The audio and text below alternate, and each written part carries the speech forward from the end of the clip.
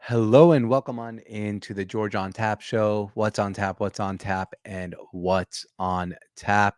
As always, this is brought to you by Underdog. Use promo code on tap to get up to a 50% bonus on your first deposit up to 1,000 US dollars. And you can build out your play of the day. As always, we try to, on our betting show, we give out our play of the day. That was right before this one. And we gave out a play on the Packers and the Eagles on Friday Night Football in Sao Paulo. Jalen Hurts over half a yard. Josh Jacobs, 61.5 rushing yards higher. Christian Watson, 37.5 receiving yards higher. And that line has moved. And Jordan Love, 34.5 passing attempts lower. As always, these odds are brought to you by Underdog. Use promo code ONTAP to receive a huge bonus on your first deposit. Let's talk about yesterday's Ravens and Chiefs game. An NFL game that started off the season hot. The game was fun. The game was exciting. It had everything you'd ask for in the opening game of the NFL season. But there's two things here that I want to talk about. We're going to start off with Lamar Jackson. Lamar Jackson might be one of the only players that can go toe-to-toe with Patrick Mahomes. However, he's now 1-5 in his career against Patrick Mahomes. 1-5. This doesn't bode well for the future of winning a Super Bowl for the Ravens. The Ravens tried everything. That final drive, Isaiah Likely, as you all know, out by a toe. But the two plays before that, Lamar missed an open receiver. But to me, what's crazy is I still think the Ravens can win the Super Bowl, but they need to avoid playing the Kansas City Chiefs. I think that's the boogeyman for Lamar Jackson. I think that's a boogeyman for the Ravens and actually the boogeyman for most of the league. They need to get lucky. They need to avoid the Chiefs somehow once the playoffs roll around. The Ravens showed themselves as a good team yesterday. Not every loss is created equal. It was a good loss, which there's not many good losses in life, but that's a good loss by the Ravens. But it's the boogeyman. Lamar sees Patrick Mahomes on the other sideline, and sometimes he might just try too hard. But he's one of the only players that can do this. He can go toe-to-toe. He can make it close with Patrick Mahomes, but it was just not just an off by a toe. I think the Ravens really just need to avoid ever seeing the Chiefs in the playoffs and they can win a Super Bowl. As long as the Chiefs are in their way, it's going to be really hard for them to ever get over that hump. And the problem with not seeing the Chiefs in the playoffs is if there was ever a time to beat the Kansas City Chiefs, it was last season. The Chiefs are really damn good now. Rashee Rice seems like a star. Travis Kelce still makes all the big plays. Xavier Worthy, that's the fastest dude I've ever seen on a football field. You just gave Patrick Mahomes a brand new weapon. Everything points to this Chiefs team being the best Chiefs team we've seen in 3 years. And they won back-to-back Super Bowls. Doesn't mean they're going to win it all this year because sometimes it just takes one bad game and you're out. But this is the best Chiefs team we've seen in 3 years. You had an opportunity to go out and knock them off last year and the year before that. But for all these weapons, Pacheco looks great. They have another tight end now in Gray. Everything about the Chiefs just looks much better this season. And Mahomes, he didn't even necessarily play a great game yesterday. He threw one of the weirdest picks I've seen Patrick Mahomes throw in his career. The Chiefs are only going to get better. They're only going to know how to use their weapons more. You had an opportunity to beat the Chiefs last year and the year before that. This is not the year where the Kansas City Chiefs look vulnerable. And that's with distractions like Taylor Swift and so many different things going on with that team. And they still look this good. Pray for the rest of the league. The Chiefs not only are the best team in the NFL, but they're getting better. And that's a scary day. That's so scary. The boogeyman got scarier. Patrick Mahomes, man. And isn't it crazy how the Chiefs just find a way to win every game? Like everything goes their way. But sometimes people call you lucky. I think they're just prepared and good. This is going to be a tough year for the Chiefs to get knocked out.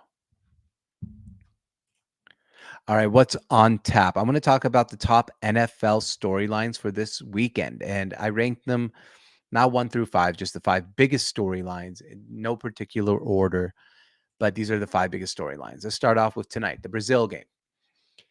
It's going to be really interesting to see what NFL looks like in Brazil. Sure, it's going to be the same field and it's going to look normal and all that, but the Brazilian fans, the atmosphere, what does NFL international football look like? And I know there has been so much reports, oh, it's dangerous and all this, and there's not been one controversy or one thing that's happened so far, and we're 7 hours away from kickoff. Brazil is going to be totally fine. If you go online and type in Sao Paulo hotels, which we're going to do here, I'm going to share my tab and look up some Sao Paulo hotels. You're going to see that, oh, actually, maybe it's not dangerous because why would they have these hotels if it was, they have Hiltons, Wyndhams, another Hilton, Intercontinentals. That's probably where they're staying. Hampton, JW Marriott, 368 a night. You're telling me that this is the most dangerous place an NFL team can play? No, it's not. Number 2, Jamar Chase. Jamar Chase is going to be probably a game time decision unless they sign him to a contract. This bodes bad for the Bengals in an AFC where it is loaded with good teams. They're in a division with the Browns, who have a great defense, the Steelers, great history. I don't think they're very good, and the Ravens. Jamar Chase situation needs to be resolved for the Bengals ASAP, and it's sad, right? I mean, they should pay him, but that's what happens to a historically cheap organization. The rookie debuts.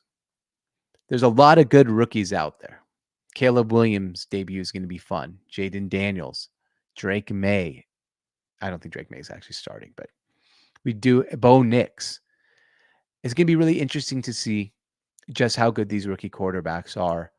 Interesting to see if Caleb Williams is fully worth the hype. And I think Caleb, and he's the biggest star out of all these rookies, is a very, very good rookie. I think he's getting a little too much hype right now. I think he's going to go through some growing pains, but I think he's going to be overall a really good quarterback one day. Harbaugh's debut with the Chargers.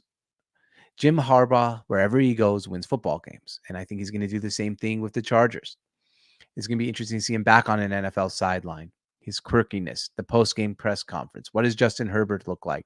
Is a plantar fasciitis really that bad as it could be? Going to be really fun to see Harbaugh, the Chargers, in that debut. Can't wait to see what Jim Harbaugh has in store this time around for the NFL. And last but not least, Matt Stafford. And this is only the weekend. I'm not talking about Monday Night Football. Matt Stafford returning to Detroit to play the Lions.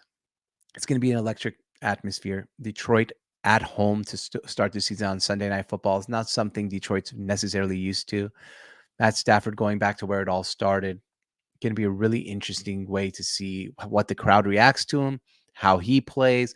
Are the Lions up to all the hype?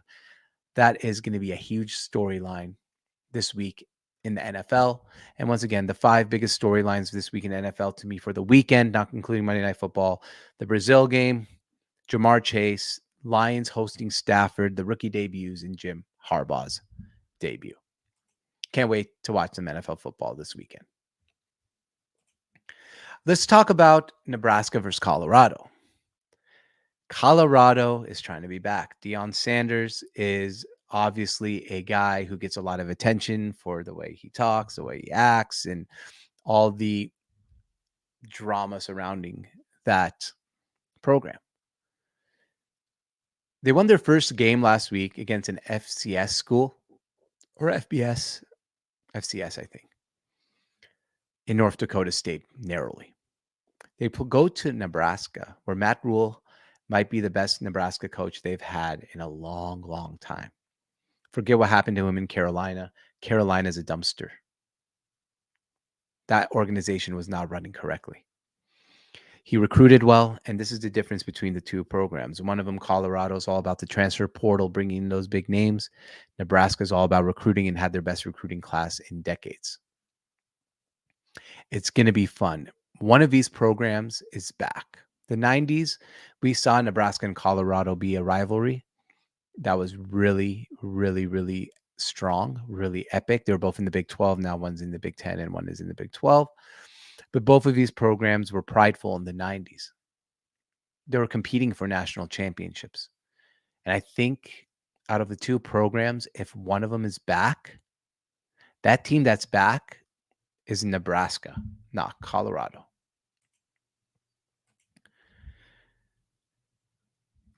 The next game I want to talk about is Texas versus Michigan. Michigan is actually underdogs at home for the first time in a long time, but let's talk about Texas first. Texas is building something like Alabama in Texas. Steve Sarkisian has completely and utterly changed his image. He was the University of Washington's head coach, my alma mater, for a while. He took that program from their worst years to competing in bowl games. He went to USC and it all fell apart because of his drinking habits. But he rehabbed in the school of Nick Saban, where he became the offensive coordinator at Alabama and had huge success, parlaying that into a job at the University of Texas, maybe the most important program outside of Alabama in college football. And he has them humming. Quinn Ewers is a Heisman Trophy candidate. Arch Manning is his backup, and he will be a Heisman Trophy candidate next season when he's the starter. Manning could have transferred. He could have left. He could have went somewhere else and got some playing time this year. But he didn't want to do that. He wanted to stay because Sarkisian is building something special in Texas. And they go to Michigan, who's in a rebuilding mode, has a new head coach. And Michigan is underdogs at home. We never see Michigan as underdogs at home. But we see it this time, and that's because Michigan's really good. We're talking about two powerhouse blue blood programs, Texas, Michigan, big noon kickoff, the biggest game in college football this weekend. And Texas, sure, Michigan's the one that just came off a national championship. Texas was also in the college football playoffs. My alma mater. The Huskies beat them. But this doesn't mean that Texas, we asked for years and years and years, is Texas back? Is Texas back? Newsflash for you. They're back, and I think they might be better than ever. Texas is going to go to Michigan and go to the big house and beat Michigan. And Texas is going to be a team that's probably going to be in the Final Four and possibly in the national championship game this year. Steve Sarkisian has the Texas Longhorns back and way back. All right. Thank you for watching. This has been the Sports on Tap, George on Tap, What's on Tap show.